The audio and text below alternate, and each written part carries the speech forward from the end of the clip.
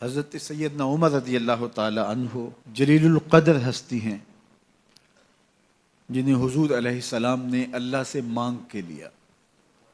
سارے صحابی رسول کریم صلی اللہ علیہ وآلہ وسلم کے مرید ہیں، لیکن جناب عمر میرے حضور کی مراد ہیں۔ 39 لوگ جب اسلام لا چکے، 39ویں شخص حضرت امیر حمزہ رضی اللہ تعالی عنہ تھے، اور ان کا ایمان لانا مسلمانوں کے لیے بہت بڑی ڈھارس اور بہت بڑے حوصلے کا سبب و ذریعہ بنا۔ تو میرے حضور نے ہاتھ اٹھا لیے، کہا اے اللہ، ایک شیر دیا ہے امیر حمزہ، ایک شیر اور عطا کر دے، اب تیری مرضی، عمر بن خطاب دے دے یا عمر بن حشام دے دے۔ حضور دعائیں مانگ رہے ہیں، اور یہ ہاتھ میں تلوار لیے غیظ و غضب سے بھرے ہوئے گھر سے نکلتے ہیں کہ بانی اسلام کا چراغ ہی بجھا دینا ہے۔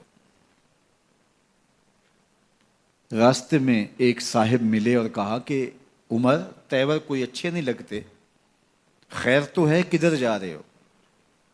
کہا چراغ اسلام بجھانے جا رہا ہوں، یہ روز کا مسئلہ ختم ہونے لگا ہے میرے ہاتھوں۔ مسکرا کے بولے گھر کی خبر تو لو۔ کہا میرے گھر کو کیا ہوا؟ کہا تمہاری بہن فاطمہ بھی نوکر بن گئی ہے رسول اللہ صلی اللہ علیہ وسلم کی۔ غصے سے بھرے ہوئے اپنی بہن کے گھر کا رخ کرتے ہیں، اندر سے قرآن پڑھنے کی آواز آ رہی ہے، غصہ اور بڑھ جاتا ہے، دروازے کو زور زور سے کھٹکھٹاتے ہیں۔ اہل خانہ سمجھ گئے ماجرا کیا ہے، گرجدار آواز ہے جناب عمر کی، دروازہ کھولو۔ جلدی سے معلم کو چھپا دیا اور بہن آگے بڑھ کے دروازہ کھولا۔ کہا تم سابی ہو گئے ہو، دین چھوڑ دیا تم نے، بتوں کی وفا ترک کر دی اور بے تحاشا مارنا شروع کیا۔ بہن کا سر پھٹ جاتا ہے، خون بہنے لگتا ہے، اور یہ مارتے چلے جاتے ہیں۔ فاطمہ بنت خطاب بولی عمر تم خطاب کے بیٹے ہو، سنو میں بھی خطاب کی بیٹی ہوں، جو ظلم جو جبر کرنا ہے کرو، میں محمد عربی کا دامن نہیں چھوڑوں گی۔ سوچنے پہ مجبور ہو جاتے ہیں وہ کون سی طاقت ہے جس نے بجلیاں بھر دی اس کے اندر۔ کہا جو تم پڑھ رہے تھے مجھے بھی سنا سکتے ہو؟ کہا تمہیں غسل کرنا ہوگا۔ عمر اپنے بدن کو دھو رہے ہیں، میرا رب دل دھو رہا ہے۔ اتنے میں معلم بھی قرآن لے کر آ جاتے ہیں اور قرآن کی تلاوت ہونے لگتی ہے۔ طٰہٰ ما انزلنا علیک القرآن لتشقیٰ، 14ویں رات کے محبوب چاند، ہم نے قرآن اس لیے نازل تو نہیں کیا تھا کہ تم مشقت میں پڑ جاؤ۔ بے تاب ہو گئے، کہا عمر کی عمر برباد ہو گئی، مجھے لے چلو حضور کی چوکھٹ پہ۔ تلوار حمائل کی ہے، بہنوئی ساتھ ہیں، اور حضور کی بارگاہ میں حاضر ہو رہے ہیں۔ دروازے کے سوراخوں سے دیکھا تو صحابہ تشویش کا اظہار کرنے لگے کہ عمر آ رہا ہے، تلوار حمائل کی ہے، ارادے اچھے نہیں لگتے۔ جناب امیر حمزہ نے کہا دروازہ کھول دو، اچھی نیت سے آیا تو استقبال کریں گے، نیت اچھی نہیں ہے تو اس کی تلوار سے اس کی گردن کاٹ دیں گے۔ حضور کے سامنے جا کے بیٹھ گئے، گلے میں کپڑا ڈالا تو حضور نے پکڑ کے کہا عمر ابھی وقت نہیں آیا کہ تم اسلام لے آؤ؟ یہی وقت تھا عمر کے اسلام لانے کا۔ لبوں پہ کلمہ جاری ہو گیا، اللہ اکبر کی صدا اس زور سے گونجی کہ مکے کی گلیاں گونجنے لگیں۔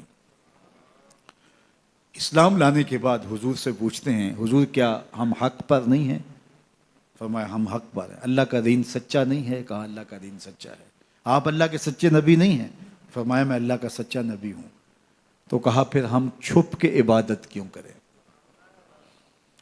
اب مسلمانوں کی 2 صفیں بنتی ہیں، ایک صف کی قیادت امیر حمزہ کرتے ہیں، دوسری صف کے آگے آگے عمر بن خطاب چلتے ہیں، اور حضور درمیان میں ہیں، اور یہ ملکوتی قافلہ صحن حرم میں آ کے اعلانیہ عبادت کرتا ہے۔ حضرت عبداللہ ابن مسعود رضی اللہ تعالیٰ عنہ فرماتے ہیں عمر کا اسلام لانا اسلام کے لیے عزت کا سبب بنا، اسلام کے وقار کی علامت بن گیا۔ ایک ایک کے دروازے پہ جا کے دروازہ کھٹکھٹا کے کہتے ہیں، وہ تو اور خبر سننے کے لیے بے چین تھے کہ یہ بانی اسلام کی زندگی کا چراغ بجھانے گیا تھا، کوئی خبر لایا ہوگا۔ وہ کہتے ہیں آؤ عمر کدھر آئے ہو؟ کہا تمہیں بتانے آیا ہوں، کمزوروں سے پنجہ آزمائی کرتے رہے ہو، آؤ میرے سے بات کرو، میں محمد عربی کا نوکر بن گیا ہوں۔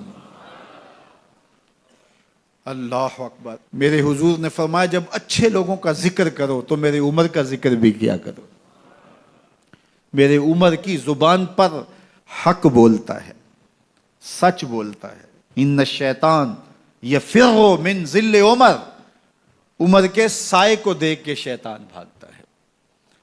اللہ اکبر۔ اسلام لائے تو زندگی کی ایک ایک سانس اسلام کے لیے وقف کر دی، حضور کا پہرا دیا، حضور کی ناموس کا پہرا دیا، حضور کی شریعت کا پہرا دیا۔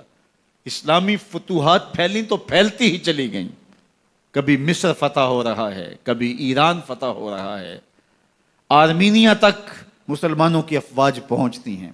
22 لاکھ مربع میل پر حضرت عمر رضی اللہ تعالیٰ عنہ کی سلطنت پھیل جاتی ہے۔ عدل و انصاف کا دورہ ہوتا ہے۔ زمانے نے دیکھا کہ غیر مسلم بھی عدالت میں کھڑا ہے تو اسے خوف نہیں ہوتا تھا کہ میرے سے ناانصافی ہوگی، اس لیے کہ حکومت عمر کی چل رہی ہے۔ وہ بھی مطمئن ہوتا تھا کہ میرے ساتھ انصاف ہوگا۔